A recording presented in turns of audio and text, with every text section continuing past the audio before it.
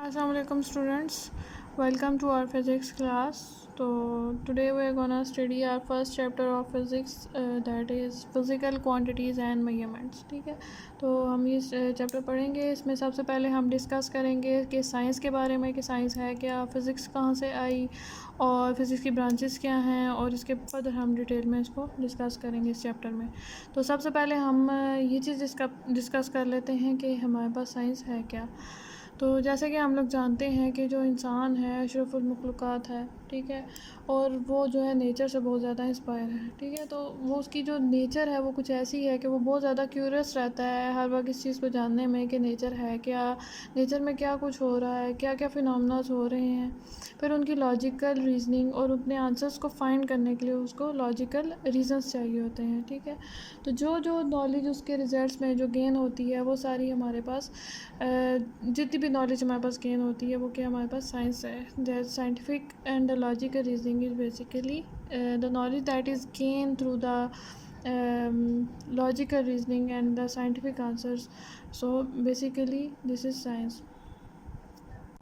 जितनी भी नॉलेज जो हमें हासिल करते हैं ऑब्जर्वेशन से और फिर उसको एक्सपेरिमेंटेशन से जो भी हम नॉलेज गेन करते हैं वो क्या है, साइंस. तो साइंस का वर्ड बेसिकली जो हमने ड्राइव किया है वो ड्राइव किया है लेटिन वर्ड से. जो लेटिन वर्ड है दैट इज़ साइंचिया. जो साइंचिया वर्ड है, साइंचिया, साइंचिया एक लेटिन वर्ड है, ठीक है, जिसके मीनिंग्स क्या है, नॉलेज.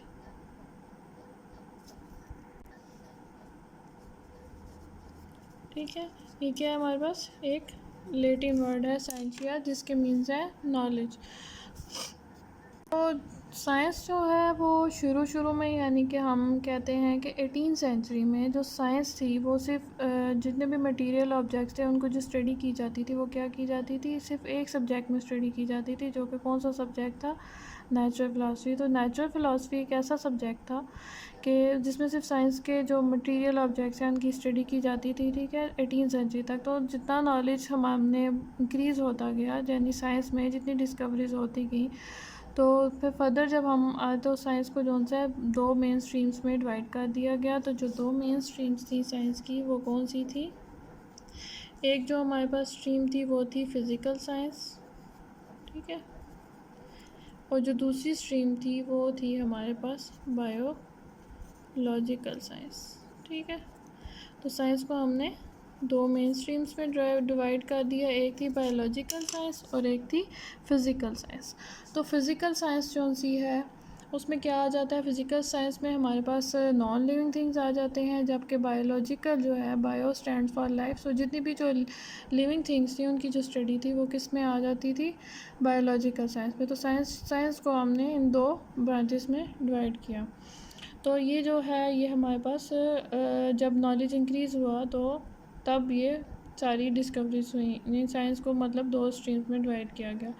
अब हमारे पास क्या आ जाती है बारी फ़िज़िक्स की, कि ये फ़िज़िक्स कहाँ से आई, ठीक है.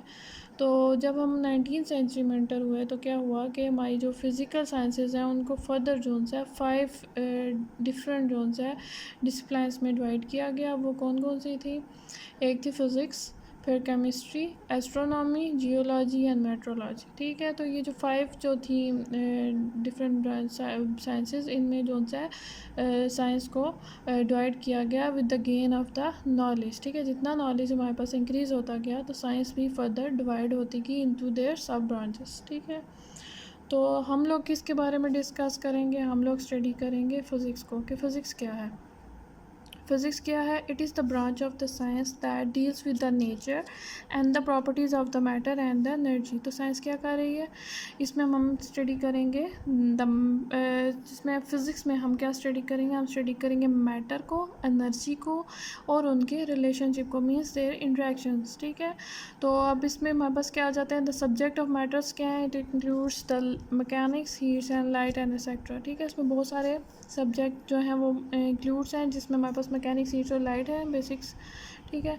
तो फिज़िक्स हमने डिफ़ाइन कर दी किस तरह से, कि deals with the nature and the properties of matter and the energy. ठीक है, तो अब हम फर्दर आगे इसको डिस्कस करेंगे, the branches of the physics. ठीक है, फिज़िक्स को भी आगे फर्दर उसकी मुख्तलिफ ब्रांचेस में डिवाइड किया गया। ठीक है, जितना हमारे पास नॉलेज जितना एक्सप्लोर करते गए, जितना हम उनको नॉलेज हमारे पास आता गया, इंक्रीज़ होता गया through our observation and experimentation, तो उतनी जो साइंस है वो हमारे पास क्या होती गई, उसकी ब्रांचेस में वो सब डिवाइड होती गई। ठीक है, तो हम फिज़िक्स की ब्रांचेस को डिस्कस कर लेते हैं।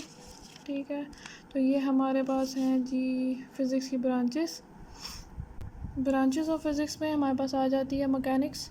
तो मैकेनिक्स क्या है, मैकेनिक्स से हमारे जहन में एक चीज़ आती है, that is deals with the study of the motion of the objects, its causes and its effects. तो mechanics basically deals with the motion of the objects, its causes and its effects. ठीक है, फिर हमारे पास आ जाती है heat, third one is heat, second one is heat, third one is sound, then light, electricity and magnetism, atomic physics, plasma physics and geophysics. ठीक है, अब हीट में हमारे पास क्या है, heat it deals with the nature of the heat, modes of the transfer and the effects of the heat. तो heat में हम क्या स्टडी करेंगे, जो ब्रांच है फिज़िक्स की हीट, इसमें हम स्टडी करेंगे हीट की नेचर। ठीक है, क्या चीज़ हम स्टडी करेंगे, the nature of the heat, the modes of transfer, यानी कि हीट कैसे ट्रांसफ़र हो रही है through one medium to other medium. ठीक है, and the effects of the heat के क्या इफेक्ट्स होते हैं। तो जितनी भी इसकी साइंटिफिक स्टडी है वो हम इसमें डिस्कस करेंगे। अब आगे आ जाता है हमारे पास थर्ड ब्रांच आ जाती है, दैट इज़ साउंड। साउंड क्या होती है, it deals with the physical aspects of the sound wave, their production, properties and application. ठीक है, तो साउंड की जितनी भी फिजिकल एस्पेक्ट्स हैं, ठीक है, उसकी वेव्स, उसकी प्रोडक्शन यानी साउंड कैसे प्रोड्यूस हो रहा है, देयर प्रॉपर्टीज़, उसकी प्रॉपर्टीज़ ऑफ द साउंड के, उसकी प्रॉपर्टीज़ मुख्तलिफ मीडियम्स में क्या है, एंड इट्स एप्लीकेशन के, साउंड की एप्लीकेशंस क्या कहाँ है, मतलब साउंड हम की को हम फिज़िकली कहाँ कहाँ पे कौन कौन सी एप्लीकेशंस में यूज़ कर रहे हैं। ठीक है, तो सारी इसकी जो साइंटिफिक स्टडी है। फिर हमारे पास आ जाती है लाइट, फोर्थ ब्रांच है हमारे पास लाइट में हम किसको स्टडी करेंगे, ऑप्टिक्स को। ऑप्टिक्स में हमारे पास मुख्तलिफ ऑप्टिकल इंस्ट्रूमेंट्स आ जाते हैं। ठीक है, ऑप्टिकल इंस्ट्रूमेंट्स कौन से होते हैं, जैसे माइक्रोस्कोप हो गया, मुख्तलिफ हमारे पास कैमराज हो गए और इस तरह की चीज़ें। ठीक है, लेंसेज आ जाते हैं, कनकेव, कन्वेक्स लेंस, वो हम फर्दर स्टडी करेंगे। ठीक है, तो इसमें हम क्या स्टडी करेंगे, it is the study of the physical aspects of the lights, it's properties, working and the use of the optical instrument. तो इन सब की जो स्टडी है वो हमारे पास क्या आ जाती है, ऑप्टिक्स में। फिर हमारे पास फिफ्थ ब्रांच है फिज़िक्स की, जिसमें हमारे पास आ रहा है electricity and magnetism. Electricity and magnetism में हम क्या स्टडी करेंगे, इस इलेक्ट्रिसिटी और मैग्नेटिज्म में हमारे पास क्या आएंगे, चार्जेस, यानी चार्जेस जो हैं उन when they are, it is the study of the charges at the rest and in motion, यानी चार्जेस जब हमारे पास रेस्ट पे होंगे और जब मूव करेंगे तो जो जो उसकी स्टडी है, जो नॉलेज है, और यानी उसके जो फैक्ट्स आएंगे and there relationships with magnetism. ठीक है, यानी इलेक्ट्रिसिटी और मैग्नेटिज्म के इस पे जो फैक्ट्स आ रहे हैं वो सब जो हम स्टडी करेंगे, phenomena, their laws and ETC, तो वो सब हमारे पास क्या आ जाता है, उनकी जो फिज़िक्स है स्टडी है उसमें हम इसको डिस्कस करेंगे। अच्छा, अब हमारे पास जो सिक्स ब्रांच है वो हमारे पास आ रही है एटॉमिक फ़िज़िक्स। अब आपके जहन में एटॉमिक फ़िज़िक्स से क्या चीज़ आ रही है, अगर हम इसको देखें तो इसमें हमारे पास क्या है, बात किसको हम डिस्कस कर रहे हैं, एटम को। ठीक है, तो it is the study of the structure and properties of the atom. Atom को हम डीप स्टडी करेंगे कि उसका स्ट्रक्चर क्या है, उसकी प्रॉपर्टीज़ क्या हैं। ठीक है, तो उसमें मुख्तलिफ डिस्कवरीज़ हैं आगे जाके। ठीक है, तो उसकी सारी जो डिटेल स्टडी है फिज़िक्स है उसकी, वो सारी किस में आ रही है, एटॉमिक फ़िज़िक्स में। दैन हमारे पास आ जाता है प्लाज्मा फ़िज़िक्स। ठीक, प्लाज्मा फ़िज़िक्स क्या है, प्लाज्मा क्या है, आपके जहन में प्लाज्मा से क्या आता है, what is plasma. Plasma basically हमारे पास क्या, फोर्थ स्टेट ऑफ मैटर है। ठीक है, मैटर की 3 स्टेट्स होती हैं, जो फोर्थ स्टेट ऑफ मैटर है वो हमारे पास क्या, प्लाज्मा। प्लाज्मा में क्या होता है, it is the ionic state of the matter. ठीक है, ना ये सॉलिड है, ना लिक्विड है, या ना गैस है, ये क्या है, आयनिक स्टेट है मैटर की। ठीक है, तो प्लाज्मा फिज़िक्स में हम क्या करेंगे, the production and the properties of the ionic state of the matter, यानी मैटर की जो आयनिक स्टेट है वो कैसे बनती है और उसकी प्रॉपर्टीज़ क्या हैं, उसको हम स्टडी करेंगे प्लाज्मा फिज़िक्स में। ठीक है, और जो हमारे पास लास्ट ब्रांच है वो कौन सी है, जियोफिज़िक्स।